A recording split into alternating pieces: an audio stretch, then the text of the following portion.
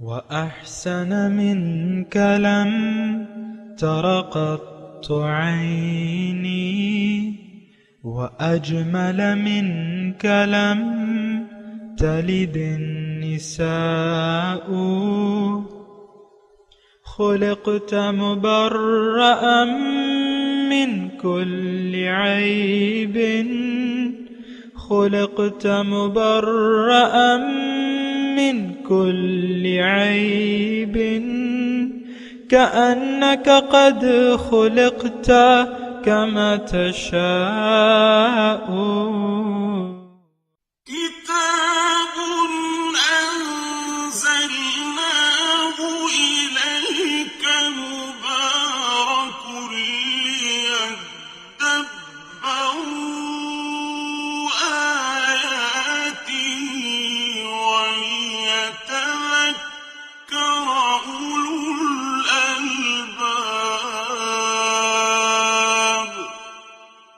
یہ کتاب برکت والی ہے جسے ہم نے آپ کی طرف نازل فرمایا ہے تاکہ دانش مند لوگ اس کی آیتوں میں غور و فکر کریں اور نصیحت حاصل کریں۔ اللہم صلی علی سیدنا محمد وعلی آل سیدنا محمد بعدد کل ذرۃ مئۃ الف الف مرۃ۔ سامعین و ناظرین کرام، السلام علیکم ورحمۃ اللہ وبرکاتہ۔ سامعین کرام، سورہ الکہف آیت نمبر 55۔ آج کے سبق کا ایک ہی موضوع ہے اور وہ یہ ہے کہ کیا ہم عملی طور پہ اللہ تعالیٰ کے احکامات کا مذاق اڑا رہے ہیں؟ اس کے ساتھ ہی سامعین کرام آج کے سبق کا آغاز کرتے ہیں۔ سب سے پہلے گزشتہ سبق کا آموختہ ہوگا۔ وَلَقَدْ صَرَّفْنَا فِي هَذَا الْقُرْآنِ لِلنَّاسِ مِنْ كُلِّ مَثَلٍ وَكَانَ الْإِنسَانُ أَكْثَرَ شَيْءٍ جَدَلًا۔ اور بے شک ہم نے اس قرآن میں لوگوں کے لیے ہر طرح کی مثال کو انداز بدل بدل کر بار بار بیان کیا ہے، اور انسان جھگڑنے میں ہر چیز سے بڑھ کر ہے۔ سامعین کرام، سورہ کہف آیت نمبر 55۔ لفظی ترجمہ: وما منع الناس، اور روکا نہیں ہے لوگوں کو ان یؤمنوا کہ وہ ایمان لیں اذ جاءہم الہدی، جب ان کے پاس ہدایت آ گئی، ویستغفروا ربہم، اور اپنے رب سے معافی مانگے، الا ان تأتیہم سنت الاولین، مگر صرف اس چیز کی کمی باقی رہ گئی ہے کہ ان کے پاس آ جائے طریقہ پہلوں کا، او یأتیہم العذاب قبلا، یا ان کے پاس عذاب ان کے سامنے آ جائے۔ سامعین کرام، یہ آیت جو ہے گزشتہ مضمون سے پیوستہ ہے، اور اللہ تعالیٰ نے گزشتہ سبق میں جو آیت نمبر 54 ہے اس میں اللہ تعالیٰ نے فرمایا تھا وَلَقَدْ صَرَّفْنَا فِي هَذَا الْقُرْآنِ لِلنَّاسِ مِنْ كُلِّ مَثَلٍ، ہر قسم کی میں نے لوگوں کے لیے اس قرآن میں مثالیں بیان کر دیں، لیکن کان الانسان اکثر شیء جدلا، انسان جو ہے اکثر چیزوں کے بارے میں جھگڑالو ثابت ہوتا ہے، یعنی مانتا نہیں ہے، بحث کرتا ہے اس کی۔ اور آج جو ہے ایک آخری جملہ اللہ تعالیٰ ارشاد فرما رہے ہیں کہ ساری مثالیں تو ہو گئیں، اب ان کے یعنی ساری مثالوں کا مطلب یہ ہے کہ اللہ تعالیٰ کے سامنے لوگ معافی مانگ لیں اور اس پہ ایمان لے آئیں بحیثیت مقصود، محبوب اور مطلوب۔ اب صرف ایک صورت اس آیت میں مضمون یہ ہے کہ صرف ایک ہی صورت ہے کہ ان کے سامنے جو ہے یعنی وہ عذاب آ جائے جو پہلوں پہ آیا، اور عذاب کو یہ سامنے اپنے دیکھ لیں۔ سنت الاولین سے مراد یہ ہے جو پہلے لوگ گزر گئے ہیں، قوم عاد ہے، قوم سمود ہے، قوم شعیب ہے، قوم نوح ہے، یہ سب قومیں جو ہیں اللہ تعالیٰ نے تباہ و برباد کر دی۔ قوم لوط ہے، ان کی بستی کو الٹا دیا گیا۔ تو ہمیشہ سامعین کرام اگر آپ میری طرف متوجہ ہیں تو بات یہ ہے کہ انسان جو ہے وہ یعنی اس کی طبیعت ایسی ہے کہ یہ جب کوئی سختی دیکھتا ہے تو تب اسے اللہ تعالیٰ یاد آتے ہیں. آپ دیکھ لینا اپنی جو روزمرہ زندگی ہے، آپ کو موقع ملا ہوگا ایسے شخص کو دیکھنے کا کہ جو سخت تکلیف میں ہے، اور پھر یعنی کوئی بیماری آ جاتی ہے انسان پہ، تو پھر وہ اللہ تعالیٰ کی طرف جو ہے توبہ طائب ہو جاتا ہے، یا ارادہ کر لیتا ہے لَإِنْ أَنْجَيْتَنَا مِنْ هَذِهِ لَنَكُونَنَّ مِنَ الصَّالِحِينَ، کہ اگر اللہ تعالیٰ نے اس مصیبت سے ہمیں نجات دے دی تو ہم صالح ہو جائیں گے، ہم اپنا عمل ٹھیک کریں گے. کفار مکہ پہ بھی عذاب آیا تھا سامعین کرام، قحط سالی کا.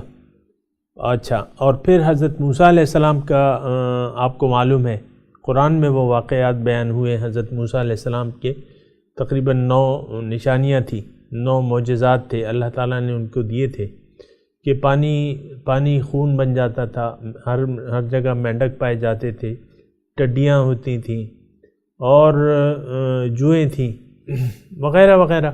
یہ تو قرآن کا بالکل واضح مضمون ہے. جب بھی کوئی عذاب آتا تو یہ موسیٰ علیہ السلام کے پاس آتے اور ان سے کہتے کہ آپ اللہ تعالیٰ سے دعا کیجئے، اگر یہ مصیبت ہم سے ٹل گئی تو ہم ایمان لے آئیں گے. لیکن وہ پھر ایمان نہیں لاتے. یہ یعنی ایمان یہاں مضمون یہ ہے ما منع الناس ان یؤمنوا. اب کیا کسر رہ گئی ہے کہ لوگ ایمان لے آئیں؟ بس یہ کسر ہے کہ ان پہ وہ عذاب یا اس کی نشانیاں سامنے آ جائیں. اور اسی طرح وہ قوم یونس تھی سامعین کرام، ان کی تو اللہ تعالیٰ نے توبہ قبول کر لی تھی. جب وہ نشانیاں آئیں عذاب کی تو پیغمبر کی کوئی اجتہادی سوچ تھی کہ اللہ تعالیٰ اپنے پیغمبر کو بچا لیتا ہے، تو وہ چلے گئے تھے. بہرحال تو وہ ساری قوم جو تھی انہوں نے پرانے کپڑے پہن کے ایک میدان میں بچے بوڑھے سب جمع ہو گئے اور اللہ تعالیٰ سے معافی مانگی، تو اللہ تعالیٰ نے ان سے عذاب ہٹا دیا. تو یہ ایک صورت ہے. اب یہ جو نزع کے عالم میں وہ نہیں ہوتا نا، قبول نہیں ہوتی، تو انسان جو ہے پھر یہ یعنی نزع کے وقت توبہ قبول نہیں ہوتی نا، کہ انسان وہ موت کی سختی دیکھ لیتا ہے تو پھر وہ اگر توبہ کرے بھی تو وہ قبول نہیں ہوتی. تو اللہ تعالیٰ اس آیت میں ہم سے یہ کہہ رہا ہے کہ بھئی تم لوگ مان لو. میں نے کتنی قسم کی تم نے بار بار مثالیں دی ہیں، اس لیے کہ تم ایمان لے اور اپنے رب سے معافی مانگ لو، اس کی طرف متوجہ ہو جاؤ، رب کی بندگی شروع کر دو. اب اتنی یعنی میں نے تمہیں اللہ تعالیٰ یہ اس میں مضمون یہ ہے، اللہ تعالیٰ لقد صرفنا فی ھذا القرآن من کل مثل، ہر قسم کی میں نے تمہیں مثال دے دی. اے انسان، اب تم ایمان نہیں لاتے تو اب کیا تم صرف عذاب کے طالب ہو؟ اس میں یہ مضمون ہے سامعین کرام. تو اس میں مضمون یہ ہے کہ عذاب جب آئے گا تو پھر تو تمہاری توبہ نہیں قبول ہوگی. یعنی جب عذاب کے اثرات تم دیکھ لو گے تو اس وقت تمہاری توبہ قبول نہیں ہوگی. یہ اللہ تعالیٰ کی سنت کریمہ ہے کہ جب کسی وقت کا فَإِذَا جَاءَ لِكُلِّ أُمَّةٍ أَجَلٌ فَإِذَا جَاءَ أَجَلُهُمْ لَا يَسْتَأْخِرُونَ سَاعَةً وَلَا يَسْتَقْدِمُونَ. ہر امت کے لیے ایک وقت مقرر ہے، جب وہ وقت پورا ہو جاتا ہے تو پھر اس میں کچھ کمی بیشی نہیں ہوتی. تو وَيَسْتَغْفِرُوا رَبَّهُمْ. اچھا، تو بہرحال اس میں مضمون ہمارے لیے بھی یہی ہے کہ سامعین کرام ہم عام طور پہ کل کے انتظار میں نیکی کو ٹالتے رہتے ہیں. عام طور پہ آپ دیکھیں، میرا تو یعنی یہی ہے، یعنی آپ دیکھیں نا ایک انسان، یہ میں مثال کے طور پہ عرض کر رہا ہوں، داڑھی شریف کی بات کر رہا ہوں کہ انسان داڑھی نہیں رکھتا، پھر آخر میں جب کام سے نکل جاتا ہے، یعنی ریٹائر ہو جاتا ہے، سروس سے ریٹائر ہو جاتا ہے، تب اس کو خیال آتا ہے یار اب داڑھی رکھ لینی چاہیے. تو یہ عام طور پہ یہ ہے کہ بھئی ابھی تو بڑا وقت باقی ہے، اور عام طور پہ دیکھیں بوڑھے لوگ جو ہیں مسجد کو اپنی وہ تکیہ گاہ بنا لیتے ہیں. تو اس پہ تو خیر میں نہیں بات کرتا، کیونکہ اللہ تعالیٰ ہر ایک کی نیتوں سے اللہ تعالیٰ واقف ہے، اور نہ ان پہ کوئی ایسی کسی کی بھی نیکی بھی کوئی انگلی نہیں اٹھائی جا سکتی اور نہ اٹھائی جانی چاہیے. لیکن میں اس میں صرف یہ بیان کر رہا ہوں کہ آپ یعنی نیکی کے لیے آخر وقت کا کیوں انتخاب کر رہے ہیں؟ آپ جوانی میں توبہ کر لیں، آپ کو جب ہوش آتا ہے اور حق سمجھ میں آتا ہے تو آپ حق قبول کر لیں، اس میں کیا حرج ہے؟ کیا پتہ کہ زندگی مہلت نہ دے. آخر یعنی آپ جس عمر کا انتظار کر رہے ہیں وہ عمر آپ کو ملے نہیں، اور بہت سے ایسا ہوتا ہے سامعین کرام. میں اس کی تفصیل میں نہیں جاتا، آپ دیکھتے ہیں جوان آدمی لڑکے جو ہیں، کتنے ہی میرے ساتھی جو تھے وہ یعنی میرا ایک ساتھی تھا میٹرک میں، وہ پھر یہ فرسٹ ایئر میں مر گیا مثال کے طور پہ. ہمارے چھوٹے تھے ہمارے ساتھ، انہوں نے کام سیکھا کر رہے تھے، وہ گئے سعودی عرب چلے گئے، وہاں گاڑی کے ایکسیڈنٹ میں پھر وہاں سے اس کو مردہ لایا گیا اور یہاں اس کی اب قبر ہے.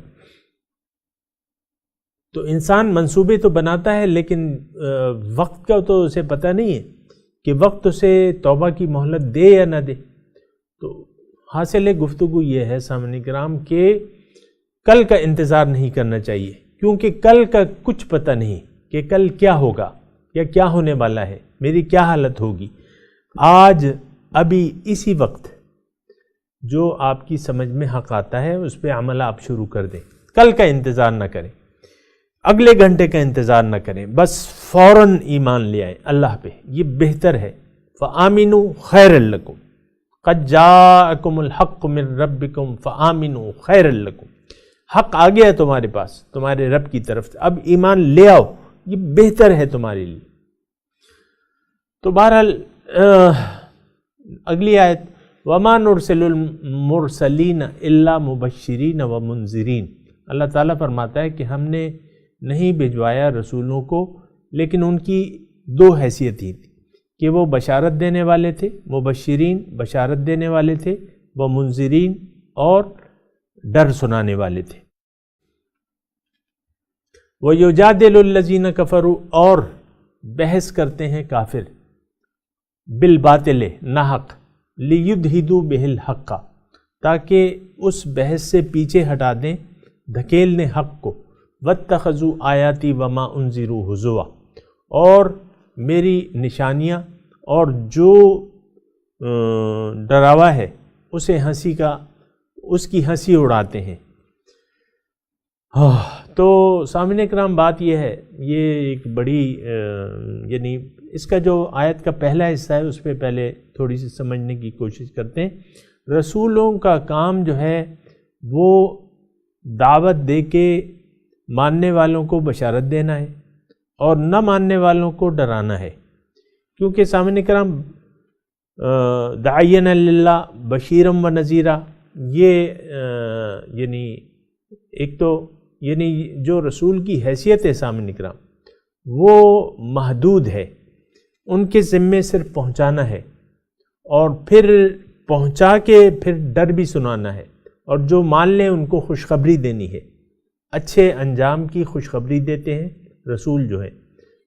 یہ دیکھیں اس میں تھوڑا سا اگر گرامر سے آپ کی دلچسپی ہے تو اس میں مضمون یہ ہے کہ رسولوں کی ڈیوٹی فقط صرف یہ ہے کہ وہ مبشرین ہے، وہ منذرین ہے. باقی جو ڈیوٹیاں ہیں تو وہ تو اس کے بعد ہیں. یتلو علیہم آیاتہ ویعلم الکتاب والحکمت ویزکیہم، ایسے یعنی 4 ڈیوٹیاں ہیں. لیکن جو مان لے،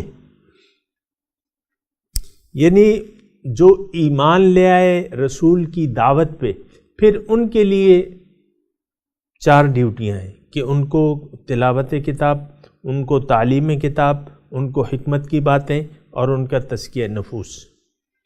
لیکن ابتدائی طور پہ جو ابتدائی مخاطبین ہیں، جیسے کہ مکے میں مشرکین مکہ تھے، تو حضور صلی اللہ علیہ وسلم نے آپ نے دیکھیں کہ جو پہلی دعوت کی تھی اپنے رشتہ داروں کی، تو اس میں کیا تھا؟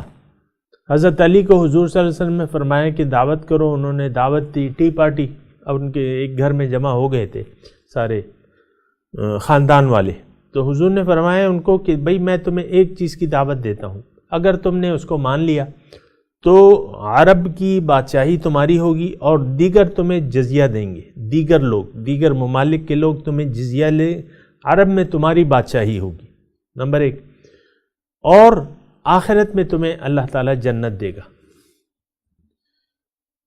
تو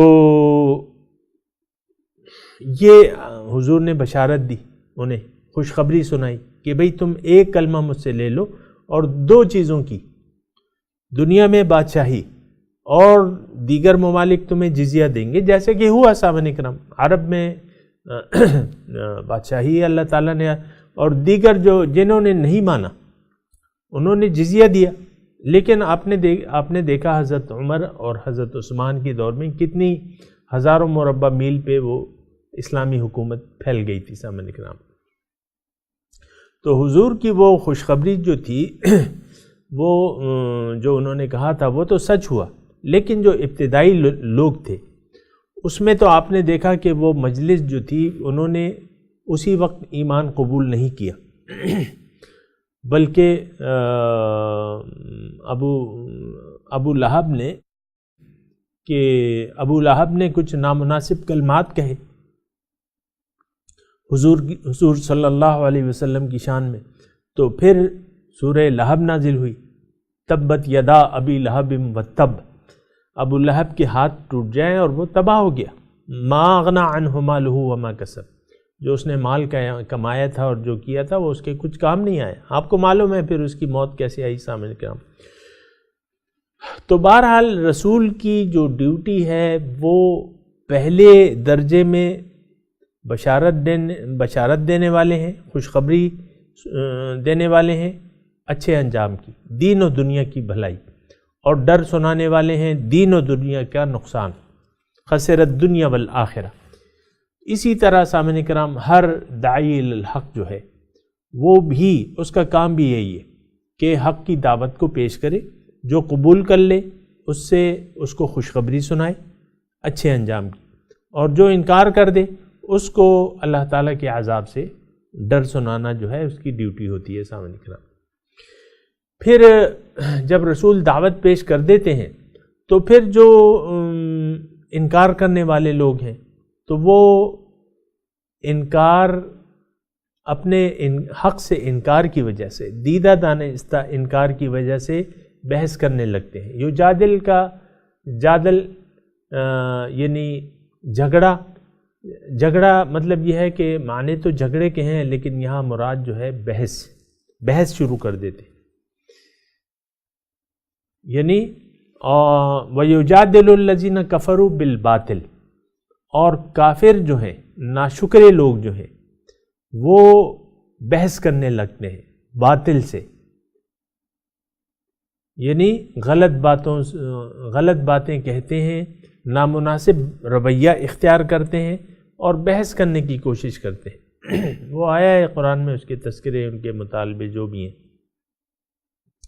اب ان کا مقصد کیا ہوتا ہے؟ لِيُدْحِدُوا بِهِ الْحَقَّ، کہ اس سے حق کو دھکیل دیں، حق کو فیل کر دیں، اور وَاتَّخَذُوا آیَاتِي وَمَا أُنذِرُوا هُزُوًا، اور میرے جو احکامات ہیں اور جو ڈراوا ہے اس کی ہنسی مذاق اڑاتے ہیں۔ اور یہ سامعین کرام دیکھیں، آپ کو میں بہت سے، یہ تو پیغمبروں کا ہمیشہ مذاق اڑایا گیا ہے، وَلَقَدِ اسْتُهْزِئَ بِرُسُلٍ مِّن قَبْلِكَ فَحَاقَ بِالَّذِينَ سَخِرُوا مِنْهُمْ مَا كَانُوا يَعْمَلُونَ، اور یعنی وَلَقَدِ اسْتُهْزِئَ بِرُسُلٍ، اللہ تعالیٰ فرما رہا ہے کہ رسولوں کا مذاق اڑایا گیا ہے اس سے پہلے، اور حق کا ہمیشہ جو ہے سامعین کرام اس کا مقابلہ کیا گیا ہے اور اس کا مذاق اڑایا گیا ہے، اہل حق کا مذاق اڑایا گیا ہے، اور یہ ایک ریت چلی آ رہی ہے سامعین کرام۔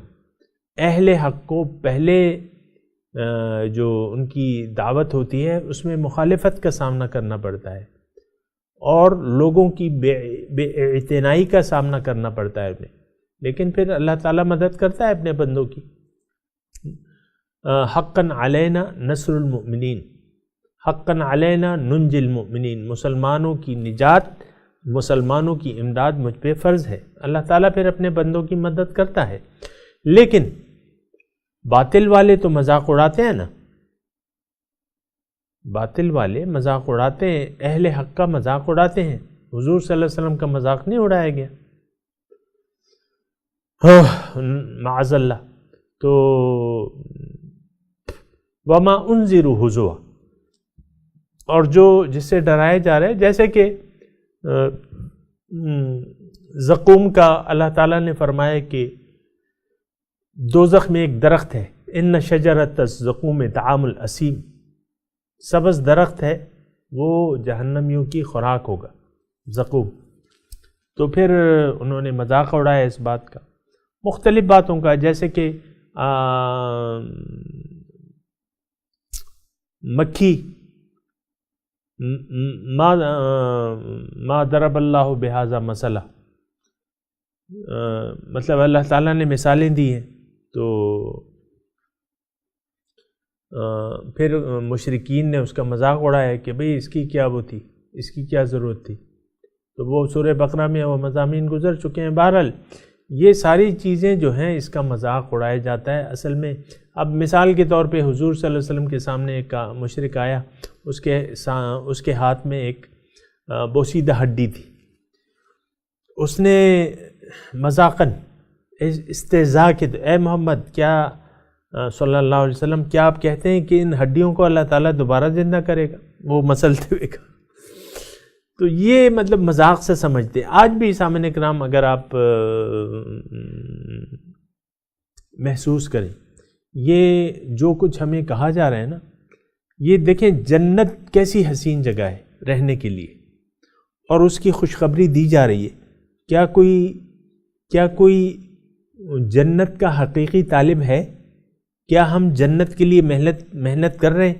دوزخ کے کتنے ڈراوے ہیں، کتنے سخت عذابات ہیں. یعنی سامعین کرام یہ تو بڑا مشکل کام ہے کہ یعنی دوزخ کیا ایک بھڑکتی ہوئی آگ ہے، اور اس میں وقودها الناس والحجارہ، اس کا ایندھن جو ہے وہ پتھر اور لوگ ہوں گے. تو یہ بڑی خطرناک بات ہے سامعین کرام. یہ کوئی آسان بات نہیں ہے کہ دوزخ میں ڈالا جائے اور آپ اس میں جلیں، اور آپ اس میں پھر زقوم جو ہے آپ کو کھانے کو دیا جائے، اور پینے کو دوزخیوں کی پیپ اور زخموں کا دھون آپ کو پلایا جائے. اور کل محل یغلی فی البطون، یہ جب وہ ثم ان علیہا لشوبا من حمیم، گرم پلگے ہوئے تابے کی طرح مشروب دیا جائے گا. جب یشفی الوجوہ ابھی ہم پڑھ چکے ہیں، بئس الشراب وساءت مرتفقہ، بہت برا پینا ہے. تو وہ جب وہ یعنی چہرے کے قریب وہ لائے جائے گا، وہیں یستغیثوا یغاثوا بماء کالمہل یشفی الوجوہ، یہ ابھی ہم پڑھ چکے ہیں سورہ کہف میں، کہ جب وہ فریاد کریں گے پیاس کی تو ان کی فریاد رسی کی جائے گی بمائن کالمہل، ایسے پانی سے گویا کہ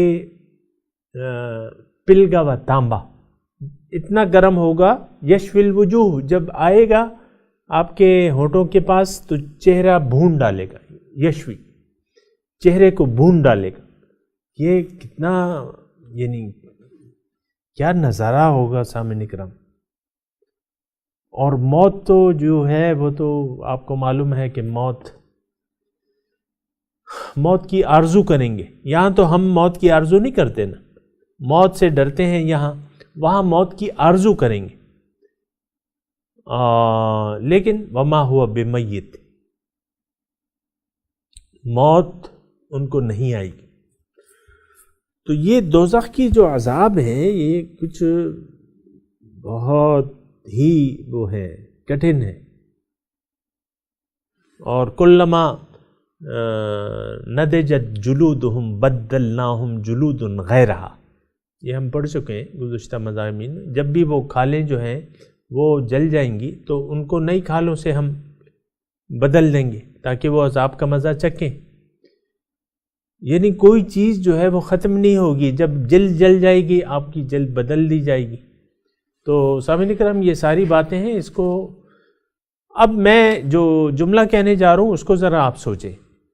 نہ جنت کو ہم حقیقت میں کچھ اہمیت دیتے ہیں اور نہ دوزخ کو، اور اگر آپ ایک اور جملہ میں آپ کو کہنے جا رہا ہوں وہ یہ ہے کہ عملاً ہم جنت اور دوزخ اور یوم آخرت کا ہنسی مذاق اڑا رہے ہیں اپنے اعمال سے۔ دیکھیں ہماری جو قولی عملی شہادت ہے وہ یوں لگتا ہے کہ کچھ بھی نہیں ہے، نہ مرنے کے بعد دوبارہ کوئی زندگی ہے، نہ یوم آخرت ہے، نہ قیامت ہے، نہ جنت ہے، نہ دوزخ ہے۔ بس اب کیا ہے حقیقت؟ یہی دنیا حقیقت ہے، اسی کے پیچھے لگ جاؤ، اس کے پیچھے دوڑو۔ اب دیکھیں نا سامعین کرام، ایک ظاہر کی دوڑ لگی ہوئی ہے، ظاہر کی طرف دوڑ ہے، اور ظاہری کے سارے منصوبے ہیں، میں نے یہ کرنا ہے اور یہ کرنا ہے اور یہ کرنا ہے اور یہ کرنا ہے، ظاہری کے منصوبے ہم بنا رہے ہیں۔ تو جب آپ ظاہر کو اپنی پلاننگز میں، ساری پلاننگ جو ہے ظاہر کے متعلق ہے، آخرت کے متعلق ہماری کوئی پلاننگ نہیں ہے، اس کا مطلب کیا ہے؟ وَاتَّخَذُوا آیَاتِي وَمَا أُنذِرُوا هُزُوًا، کیا یہ ہم ایسا نہیں کر رہے کہ اللہ تعالیٰ کی جو نشانیاں ہیں، جو احکامات ہیں، دیکھیں آیات جو ہیں دونوں چیزیں ہیں، جنت اللہ تعالیٰ کی نشانی ہے، دوزخ ہے، اور روز قیامت ہے، یہ ساری اللہ تعالیٰ کی نشانیاں ہیں، ہونے والی ہیں۔ پھر جو احکامات ہیں قرآن میں، جو شریعت ہمیں حکم دیتی ہے، جو زندگی گزارنے کا طریقہ بتاتی ہے، جو دین اسلام ہے ہمارا، یہ آیات ہیں اللہ تعالیٰ کی احکامات، وما انذروا، اور جس سے ڈرایا جائے، اس کو ہنسی مذاق اڑائے۔ وہ اردو میں تو مجھے پتہ نہیں کیا مثالیں ہیں، لیکن پشتو میں چونکہ میں ارد گرد، میں خود بھی ایک پٹھان ہوں، اور جو پٹھانی وہ ہیں، جو ہمارے پٹھانوں کے معاشرے میں مروجہ ضرب الامثال ہیں، وہ میں آپ کو 2-3 سناتا ہوں، پھر ترجمہ بھی بتاتا ہوں۔ وہ ایک تو کہتے ہیں دل ترا کا الترا نغواڑا، یہاں کیا مطلب؟ یہاں دے دو، وہاں میں دے دوں گا تمہیں۔ اور پھر دوسرا یہ ہے کہ داخرت اسوک راغلی، کیا مطلب؟ اس کا مطلب یہ ہے کہ آخرت سے کون آئے، کر لو جو کرنا آخرت۔ اور پھر تیسرا کہتے ہیں گتے بشی، دیکھیں گے، دیکھا جائے گا۔ اور اس طرح مختلف قسم کے سامعین کرام یہ ہنسی مذاق اڑایا جاتا ہے آج بھی۔ آپ کے میں تو اردو بول رہا ہوں نا، وہ تو میں پٹھان، لیکن میں اردو بول رہا ہوں، آپ دیکھیں اردو میں کیا کیا ہے، اور یہی تصور ہے سامعین کرام۔ یعنی معاشرہ تو ہم ایک رنگ میں رنگے ہوئے، یہ دنیا کا رنگ ہم نے قبول کر لیا ہے، اللہ تعالیٰ کے رنگ کو چھوڑ کے دنیا کا رنگ لے لیا ہے، ظاہر کا رنگ اپنا لیا ہے۔ بہت افسوسناک بات ہے، بہت نقصان دہ بات ہے۔ یہ حقیقت میں وَاتَّخَذُوا آیَاتِي وَمَا أُنذِرُوا هُزُوًا، انہوں نے میرے احکامات اور جو ڈراوا ہے جس سے یہ ان کو ڈرایا جا رہا ہے، اس کا یہ مذاق انہوں نے بنا لیا ہے۔ یہ ہمارا ایک قومی رویہ ہے سامنے کرام۔ ہم جو کچھ کر رہے ہیں نا، اس کا مطلب یہ ہے کہ ہم اپنے عمل سے جو کچھ ہمیں اللہ تعالیٰ کی طرف سے کہا گیا ہے کہ یہ جنت ہے اور جنت میں یہ ہوگا اور دوزخ میں اتنے سخت عذاب ہوں گے، ہم سارا اس کو مذاق میں اڑا دیتے ہیں۔ اور ہے، ہم یقین بالکل نہیں ہے سامنے کرام، آخرت پر یقین جس وقت بھی ہمارا پیدا ہو گیا، ہماری زندگی بدل جائے گی۔ بہرحال میں سامعین کرام تلاوت کرتا ہوں اور آپ میرے ساتھ دہرائیے، یا وقت کم ہے ترجمہ سنا دیجیے۔ اعوذ باللہ من الشیطان الرجیم، بسم اللہ الرحمن الرحیم۔ وما منع الناس، اور لوگوں کو روکا نہیں کسی چیز نے، ان یؤمنوا، کہ وہ ایمان لے آئیں، اس جاءہم الہدی، جب ان کے پاس ہدایت آ گئی، وَيَسْتَغْفِرُوا رَبَّهُمْ، اور وہ معافی مانگیں اپنے رب سے۔ اب کس چیز کے انتظار میں؟ إِلَّا أَن تَأْتِيَهُمْ سُنَّةُ الْأَوَّلِينَ، صرف ایک کام اب رہ گیا، یعنی دلائل تو سارے ہو گئے مختلف، اب یہ ہے کہ ان کے پاس پہلوں کی عادت ان کے پاس آ جائے، او یأتیہم العذاب قبلا، یا ان کے پاس عذاب ان کے سامنے آ جائے، قبل سامنے۔ وما نرسل المرسلین الا مبشرین ومنذرین،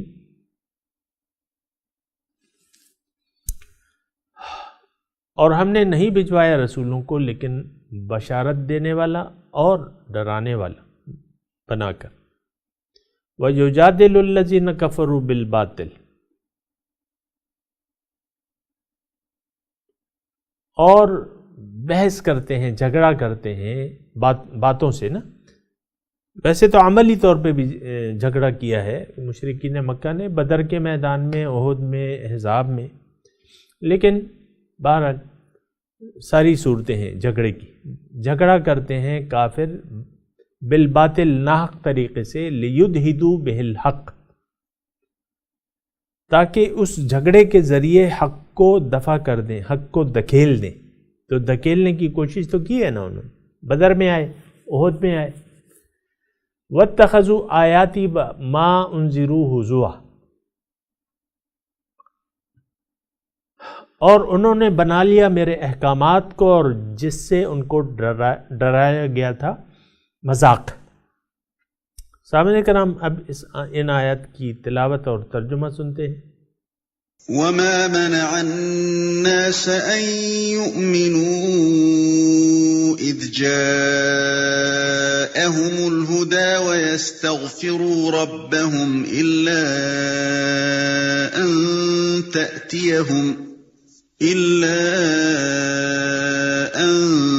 تَأْتِيَهُمْ سُنَّةُ الْأَوَّلِينَ أَوْ يَأْتِيَهُمُ الْعَذَابُ قُبُلًا۔ What prevented people from accepting faith when guidance has come to them, and from seeking their Lord's forgiveness, unless they are waiting for the precedent of the ancients to befall them, or to have the punishment come upon them face to face? وَمَا نُرْسِلُ الْمُرْسَلِينَ إِلَّا مُبَشِّرِينَ وَمُنذِرِينَ، وَيُجَادِلُ الَّذِينَ كَفَرُوا بِالْبَاطِلِ لِيُدْحِضُوا بِهِ الْحَقَّ وَاتَّخَذُوا آيَاتِي وَمَا أُنذِرُوا هُزُوًا۔ We send the messengers only as deliverers of good news and warners. Those who disbelieve argue with false argument in order to defeat the truth thereby. They take my verses and the warnings for a joke. اس کے ساتھ ہی آج کے درس کا وقت اختتام کو پہنچا۔ انشاءاللہ اگلے درس میں ملاقات ہوگی۔ وآخر دعوانا ان الحمدللہ رب العالمین، والسلام علیکم ورحمۃ اللہ وبرکاتہ۔